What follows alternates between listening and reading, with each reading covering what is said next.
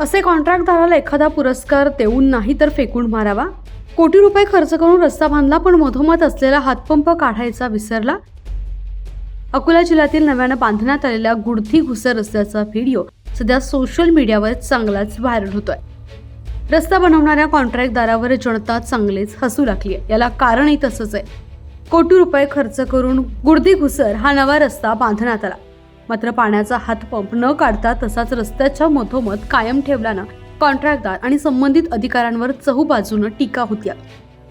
नुकताच तयार करण्यात आलेल्या रस्त्याच्या बांधकामामुळे सध्या हा गुडथी घुसर रस्ता अकोला जिल्ह्यात चर्चेचा विषय बनलाय।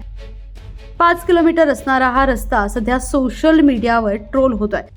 कंत्राटदारांना रस्त्याचं सिमेंट कॉन्क्रिटीकरण करताना रस्त्याच्या मध्ये येणारा हातपंप न काढता हातपंपच्या दोन्ही बाजूनं रस्त्याचं बांधकाम केलंय।